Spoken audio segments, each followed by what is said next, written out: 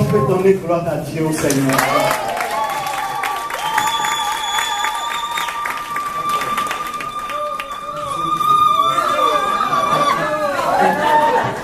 Alléluia, Dieu le Seigneur.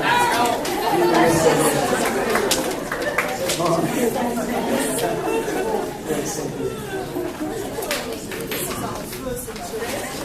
Est-ce qu'on peut encourager les groupes de louanges ici?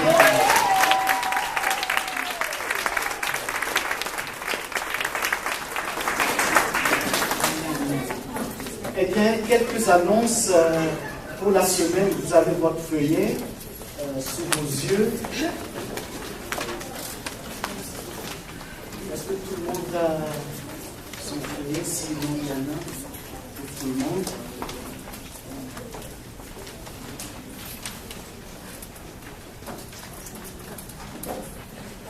Eh bien, lundi, demain, donc la pratique de la chorale. Et nous passons à mardi, c'est l'étude biblique chez Yann et Rachel. Mercredi chez Yann et Mélanie. Jeudi, la formation biblique chez Fernand et Serge. Et puis vendredi, la pratique du groupe Il n'y a personne comme Jésus. C'était prévu que le groupe Il n'y a personne comme Jésus et le groupe Maranatha aillent samedi à l'église juive. Pour des raisons d'empêchement, c'est seulement le groupe Il n'y a personne comme Jésus qui va y aller donc pour cette célébration à l'église juive samedi. Alors nous continuons à répandre la parole de Dieu de différentes manières et que chaque groupe soit encouragé dans son ministère. Le groupe Mission était hier à Newton, au lac Bron. Dieu a fait grâce, tout s'est très bien passé. C'est le foyer de Sutton qui attend la chorale. La date va être déterminée bientôt.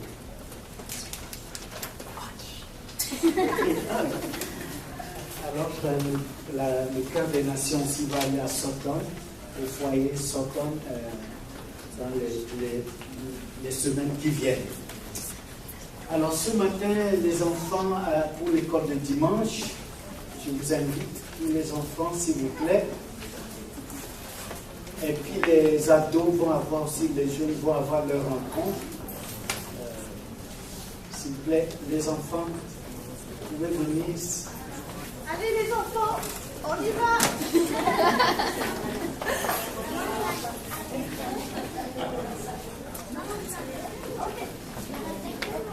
On va devant, on va papa.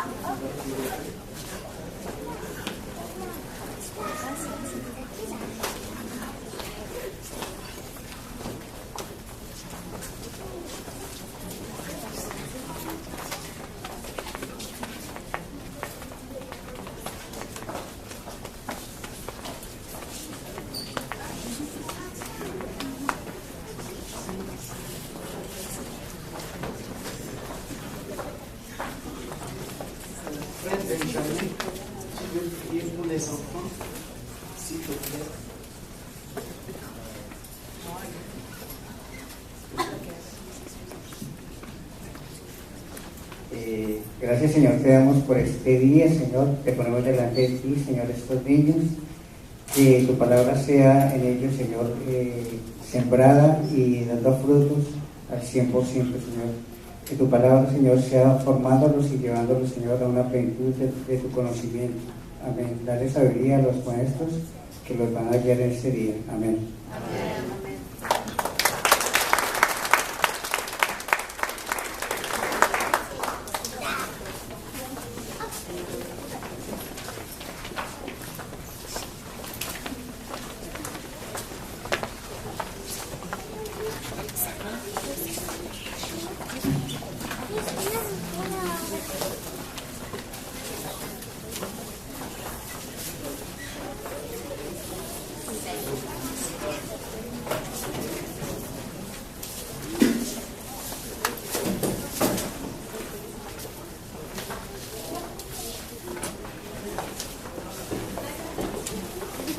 Je vais inviter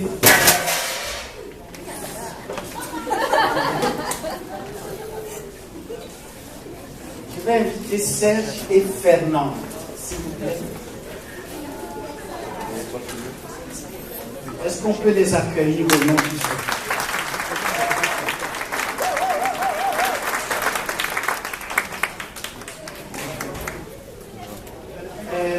Serge et Fernande fêtent leur 7e anniversaire de mariage.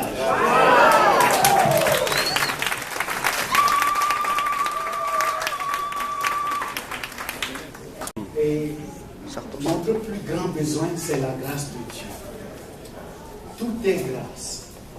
Alors on va confier au nom du Seigneur à sa grâce, afin que vous soyez bénis et continuez d'être bénis, et que les bénédictions du Seigneur pour vous soient de génération en génération. Amen. Et que toute votre progéniture serve le Seigneur. C'est la plus grande bénédiction. Notre bon Père céleste, ce qui est uni sur la terre en ton nom est uni dans le ciel. Nous te confions Serge et Fernand. Merci pour leur engagement, leur témoignage et leur fidélité, leur amour pour toi et pour ton Église. Seigneur, nous te demandons la multiplication de tes grâces et de tes riches bénédictions sur leur vie et sur tous leurs descendants. Seigneur, que toute leur lignée soit reconnue comme une race bénie de toi. Et que leur cœur te soit voué et leur vie te soit consacrée. Seigneur, grâce, paix, joie, amour, bénédiction sans fin soit leur héritage. Seigneur, que la guérison s'opère dans le corps, l'âme, l'esprit de notre sœur Fernande. Que la guérison, ta guérison, Seigneur, s'opère dans le corps, l'âme, l'esprit de notre frère Serge. Nous les recommandons à ta grâce, à ta riche bonté. Seigneur, merci de ce que tu les aimes. Merci pour ce qu'ils représentent à tes yeux.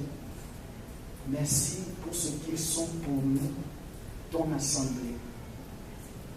Seigneur, que leur vie soit une source de bénédiction, une source d'inspiration. Seigneur, qu'ils ne manquent de rien, qu'ils soient comblés de tes bénédictions sans mesure. Et surtout, que ton esprit déborde dans leur vie et qu'ils soient des canaux qui arrosent de tes bénédictions. Au nom de Jésus, amen. Et le peuple de Dieu dit Amen. Amen. Amen.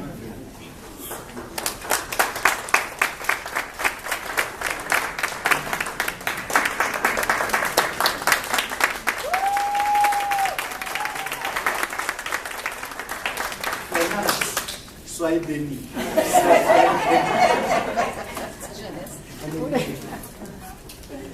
J'aimerais ce matin qu'on puisse prier pour une sœur. Maria, j'ose te demander de venir, s'il te plaît.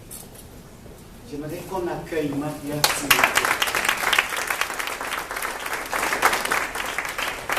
plaît. Notre sœur, comme vous connaissez son histoire, qui avait perdu son mari, le rapport est sorti ce mois-ci. On était ensemble pour la soutenir quand les inspecteurs sont venus présenter le rapport. Ça ravive les douleurs, et puis les journalistes sont sans cesse m'ont téléphoné, lui ont téléphoné pour des interviews, et puis j'ai dû mettre un stop pour qu'elle puisse tourner la page et regarder de l'avant. J'ai à cœur ce matin qu'on puisse recommander notre sœur à la grâce du Seigneur, pour que le Seigneur la fermisse, la fortifie, surtout la guérisse et la restaure, et que le Seigneur lui ouvre les portes pour l'avenir. Amen. Amen.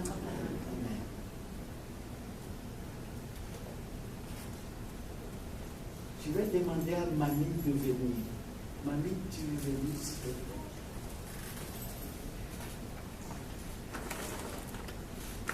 Mamie a perdu plusieurs enfants. Elle peut comprendre.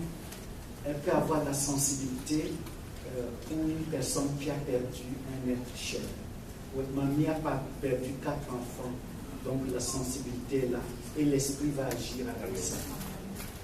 Alors tendons nos mains vers notre sœur.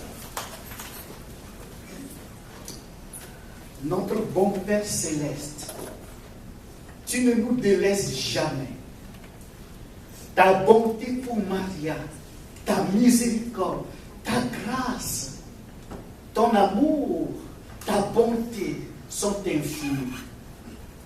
Nous te recommandons notre sœur et nous demandons guérison, restauration, libération, bénédiction, victoire, puissance, amour, grâce enfin pour sa vie et qu'elle puisse tourner la page. Viens l'aider et que la page du passé soit tournée une fois pour toutes. Seigneur, je te prie d'ouvrir devant Maria, Seigneur, le chemin de la bénédiction, le chemin de la restauration, le chemin du relèvement et le chemin de la reconstruction. Seigneur, je te prie de tout mon cœur de t'attester à Maria combien tu l'aimes, combien elle est précieuse à tes yeux. Seigneur, que les portes du travail soient ouvertes dans le nom puissant de Jésus. Seigneur, nous rompons les verrous de fer et les portes des reins soient ouvertes dans le nom puissant de Jésus. Seigneur, marche avec elle, marche aux côtés d'elle, soutiens-la par ta droite triomphante et fais-lui voir ta gloire. Père, témoigne-lui ton amour, ta bonté et fais-lui grâce de voir ta gloire. Dans le nom glorieux puissant de Jésus, et le peuple de Dieu dit Amen. Amen. Et Amen. Je te bénis. Eh bien, ce matin, nous allons continuer notre étude sur la beauté de la croix. Vous savez, s'il y a quelque chose que le diable craint, eh bien, c'est l'œuvre de la croix, parce que c'est à la croix que le Seigneur va régler une fois pour toutes son compte. À la croix, le diable est perdant. À la croix, nous sommes gagnants. Amen. Mais bien sûr, notre nature charnelle n'aime pas la croix parce que qui évoque la croix, évoque la mort à soi-même, évoque la souffrance, à l'identification du Christ, de la souffrance, comme Pierre l'avait manifesté. Bien sûr, Pierre ne voulait pas s'identifier à Christ de la croix. Voilà pourquoi il a renié le Seigneur Jésus.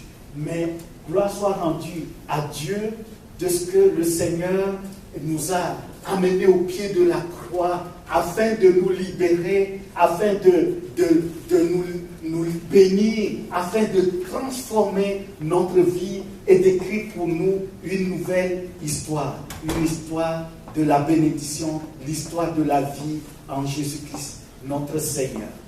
La dernière fois, nous avons vu comment le Seigneur veut que nous terminions avec le passé. Tu peux avancer. Comment le Seigneur veut que nous terminions avec le passé, raison pour laquelle nous avons des exercices à faire. Finir avec le passé. Qu'est-ce que le passé nous annonce?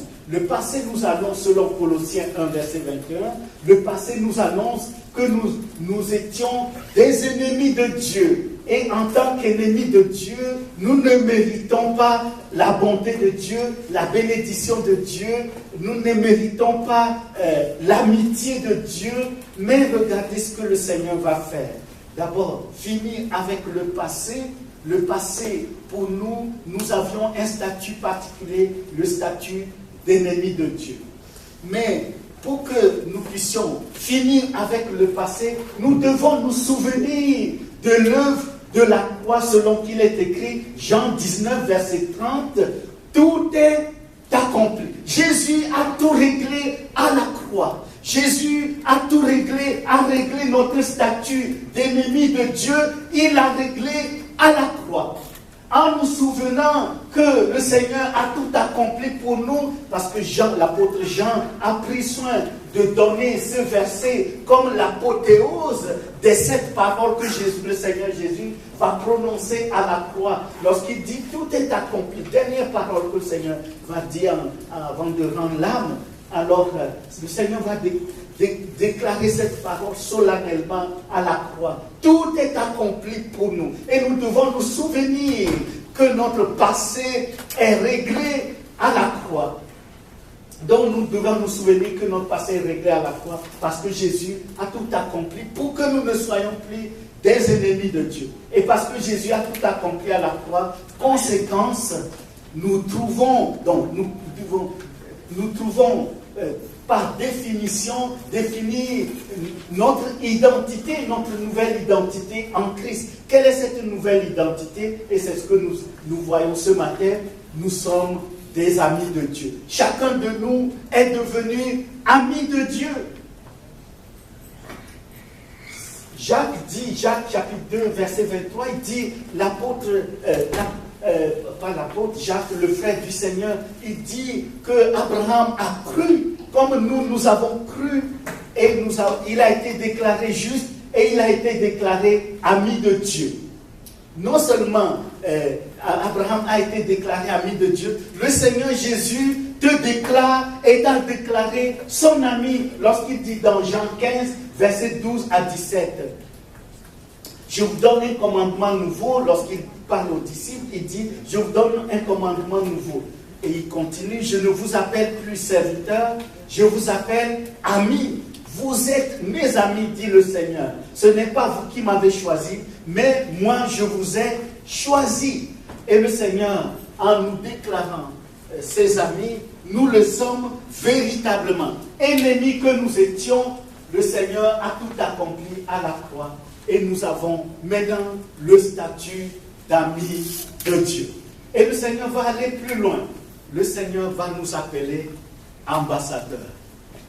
Hey, amen. Madame l'ambassadrice, amen. Monsieur l'ambassadeur.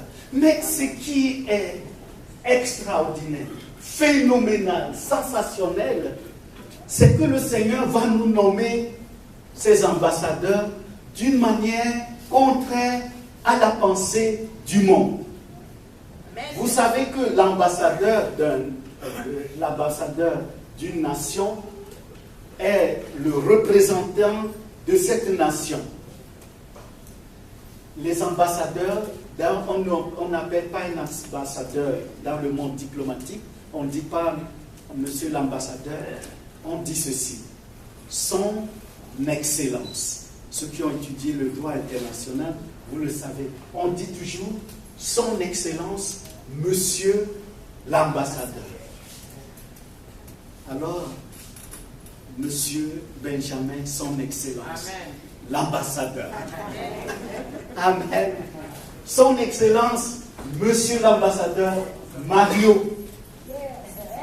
Ah, il mérite du respect. Amen. Quand il passe, attention. Son excellence, monsieur l'ambassadeur.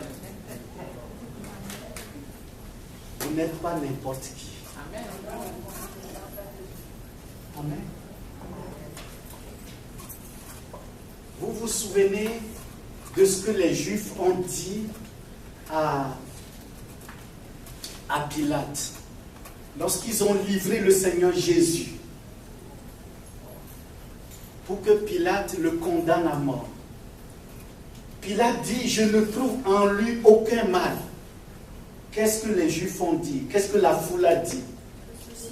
Crucifie-le. Si tu le relâches, tu n'es plus ami de César. C'est César à Rome, l'empereur, qui a nommé Pilate comme représentant de l'Empire romain en Israël, au temps colonial. Donc, les nations ou bien le gouvernement d'un pays nomme un ambassadeur en qui il a confiance qui peut être son porte-parole, qui peut prendre des décisions en son nom, qui est parfois l'ami proche ou bien le proche du président ou bien du premier ministre de la nation qui nomme l'ambassadeur. Mais ce qui est étonnant, le Seigneur Jésus, lui va prendre ses propres ennemis pour en faire quoi? Ses ambassadeurs. Ce n'est pas moi qui le dis. Colossiens 1, verset 21, nous étions des ennemis du Christ, nous étions des ennemis de Dieu. Comment Dieu peut oser nous appeler ses ambassadeurs? Mais parce que le Seigneur a tout accompli à la croix pour que nous ne soyons plus sous le statut d'ennemis de Dieu, mais que nous devenions amis de Dieu. Et parce que nous sommes devenus amis de Dieu, le Seigneur peut nous déclarer ses ambassadeurs, ses porte-paroles, ceux qui amènent le message de la réconciliation. Selon 2 Corinthiens chapitre 5, verset 19, Paul dit, nous faisons les fonctions d'ambassadeurs pour Christ. Nous vous en supplions, soyez réconciliés avec Christ. Le Seigneur nous a donné ce mandat de confiance, et pourtant nous ne méritons pas la confiance de Dieu. Qui peut dire ici que Dieu peut compter sur lui? Et je dirais à cette personne qu'elle se trompe, parce que la chair, l'esprit est bien disposé, mais la chair est faible. Pierre prétentieux, il dit, Seigneur, si tous les autres apôtres te renient, si tous t'abandonnent, j'irai avec toi. Mais la chair est faible. Devant la croix, une servante lui dit, toi aussi tu es un de ses serviteurs, ses disciples. Pierre dit, je ne le connais pas. La volonté de Pierre est là, mais la chair est faible. Comment le Seigneur peut nous appeler ses ambassadeurs? Il peut nous appeler ses ambassadeurs parce que lui, il a tout accompli à la croix. Afin que, ennemis que nous étions, indignes de confiance que nous étions, lui, il nous nomme simplement ses ambassadeurs parce qu'il a tout accompli pour que nous puissions l'être. Amen. Amen. Amen. Un ambassadeur a une grande responsabilité. Il est représentant du gouvernement ou bien du pays qu'il a nommé. Et nous sommes ambassadeurs du Christ, ambassadeurs du royaume des cieux. Mais nous sommes dans la chair. L'esprit est bien disposé, mais la chair est faible. Le Seigneur qui nous a nommés, il est le véritable. Il est la vérité. Mais en nous, il n'y a pas la vérité. Qui peut dire ici qu'il n'a jamais menti? Et nous allons demander sa recette. Même si nous ne disons pas le mensonge par parole, par nos pensées, dans nos pensées, nous disons des mensonges. Nous sommes ambassadeurs, représentants de celui qui est la vérité.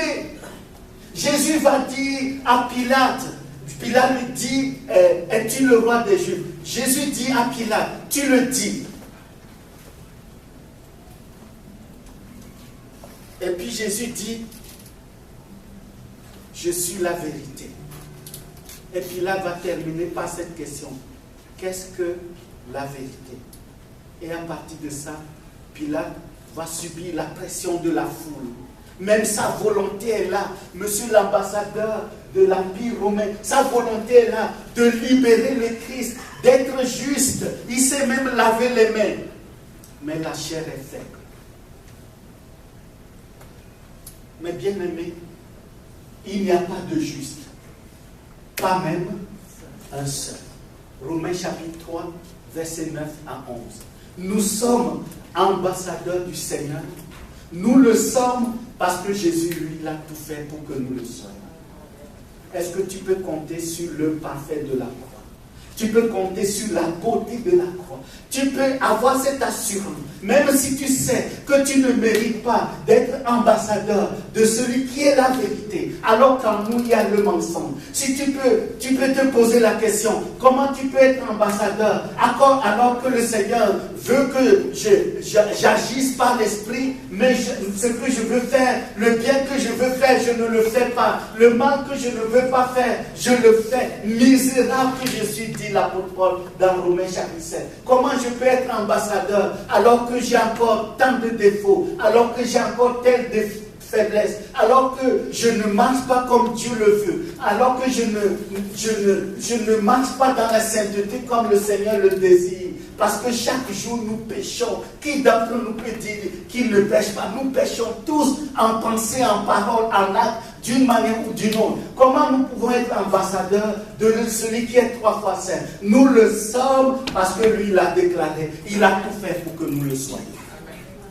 Alors je peux avoir confiance dans l'œuvre de la croix, confiance de ce que le Seigneur, il a tout accompli. Il m'a nommé ambassadeur, il nous a nommé ambassadeur. Nous le soyons et nous le sommes véritablement.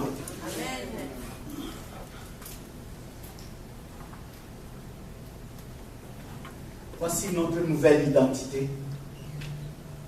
Le passé, ennemi de Dieu, à cause de la croix, nous sommes devenus amis de Dieu, ambassadeurs du Christ. Chose étonnante. Le Seigneur nous a nommés ambassadeurs contrairement à la pensée du monde. Le Canada va nommer un ambassadeur, ou la France va nommer un ambassadeur, pour l'envoyer dans un pays avec lequel il a des relations. Ou bien il a des relations d'affaires, des relations politiques, des intérêts économiques. Mais le Seigneur Jésus, c'est ça qui est étonnant. Il nous a nommés ambassadeurs et il nous a établis ambassadeurs dans un monde d'hostilité. Le Seigneur nous a nommés ambassadeurs et nous a établis comme ambassadeurs dans un monde où le Seigneur n'a pas de rapport, dans le sens que c'est le royaume, nous sommes dans le royaume des ténèbres, nous sommes dans le monde, et le prince de ce monde, c'est lui qui régit le monde. Et pourtant le Seigneur Jésus, il nous a établis, il nous a nommés ambassadeurs pour être ses messagers, ses porte-paroles dans le monde, ses représentants dans le monde. Et pourtant, c'est un monde hostile au royaume de Dieu. C'est un monde opposé à la lumière de Dieu. C'est un monde opposé à l'évangile de Dieu. C'est un monde hostile à notre roi de gloire, celui qui nous a établis. Le monde, quant au monde, la pensée du monde, les gouvernements du monde nomment des ambassadeurs pour les établir dans des pays avec lesquels ils ont des intérêts, ils ont des relations, ils ont des relations amicales, politiques, économiques. Mais le Seigneur Jésus, lorsqu'il nous a nommés ambassadeurs, il ne nous a pas établis dans un monde avec le Seigneur a des intérêts, avec lesquels le Seigneur a des transactions, avec lesquels le Seigneur a des relations d'amitié. Le Seigneur nous a établis dans un monde où règne l'ennemi. L'ennemi du Christ, l'ennemi du royaume de Dieu, c'est Satan. Et le Seigneur nous a établis ambassadeurs dans son royaume. Que dit la parole de Dieu? Jean chapitre 15, à partir du verset 18. Le Seigneur dit, il avertit les disciples. Il dit, s'ils m'ont haï, ils vous haïront. Ce qui veut dire que nous sommes ambassadeurs du roi des rois, des seigneurs. Ce n'est pas une partie de plaisance. Ce n'est pas les plages d'Hawaï. Ce n'est pas les vacances au Venezuela, je ne sais pas où encore, dans les îles Canaries. Nous sommes ambassadeurs dans un territoire de combat. Et nous ne cherchons pas à plaire à notre ennemi. Ce serait trahir le Seigneur. Nous ne pouvons pas plaire au monde qui s'oppose à celui qui nous a nommés ambassadeurs, à celui qui nous a établis, à son représentant. Nous ne pouvons pas faire des compromis avec le monde qui s'oppose à notre Seigneur. Celui qui nous a nommés ambassadeurs, il nous a fait confiance. Ne le trahissons pas. Restons fidèles à lui, à sa parole, qui est la vérité. Ce qu'il nous a demandé de faire, c'est de témoigner de lui. Même si les mondes s'opposent, nous sommes ambassadeurs du Christ. Ce qui nous intéresse, c'est de plaire à celui qui nous a nommés. Nous ne pouvons pas vouloir plaire au monde ennemi du Seigneur, puis en étant ambassadeurs. Nous sommes nommés par le Seigneur, nous sommes établis par lui, nous sommes son représentant, nous sommes son messager, nous sommes représentants de son royaume. Le monde où il nous a placés est un monde opposé au Seigneur, est un monde ennemi, est un monde où règne l'ennemi, le prince de ce monde, qui s'oppose à Dieu. Mais c'est celui qui nous a appelés, c'est le Seigneur Jésus. C'est à lui que nous devons rendre compte, c'est à lui que nous devons chercher à plaire, c'est avec lui que nous devons rester fidèles. Peu importe l'opposition, ce n'est pas notre affaire, parce que lorsque vous touchez un ambassadeur, est-ce que vous savez que vous déclarez la guerre automatiquement au gouvernement, au pays qui l'a nommé? Est-ce que vous le savez? Oui. Allez à Ottawa et puis frappez l'ambassadeur des États-Unis. Vous allez voir. Vous déclarez automatiquement la guerre au pays qui l'a nommé. La Maison Blanche va envoyer des blindés. Des F-16. Alors, écoutez-moi bien aimés. Nous sommes dans les Écritures. Si nous pensons que nous sommes ambassadeurs du Seigneur,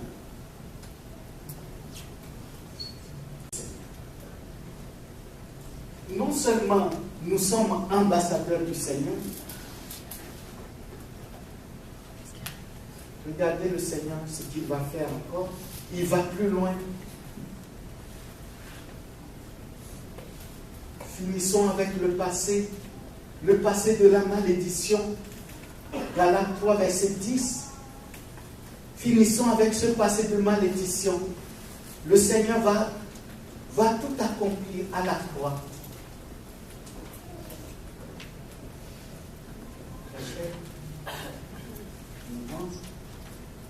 Souvenons-nous de l'œuvre de la croix. Tout est accompli. Galates 3, 13. Christ nous a libérés de la malédiction de la loi. Le Seigneur a réglé ce passé pour nous. Nous étions sous la malédiction, mais à la croix, le Seigneur a tout accompli et nous a délivrés de la malédiction de la loi, étant devenu malédiction pour nous. Par conséquent, il nous a donné une identité. Quelle est cette identité? Nous sommes bénis de Dieu. Amen. Galates 3, verset 9. Nous sommes bénis avec Abraham à cause de notre foi en Christ, notre appartenance à Christ. Éphésiens 1, verset 3. Béni soit Dieu le Père qui nous a bénis de toutes les bénédictions spirituelles dans les lieux célestes. Plus que ça, le Seigneur nous appelle bien-aimés. Amen. Bien-aimés. 1 Jean chapitre 4, tout le chapitre de 1 Jean, il n'y a que ce refrain, bien-aimé, bien-aimé. Plus que ça, le Seigneur fait de nous ses brebis.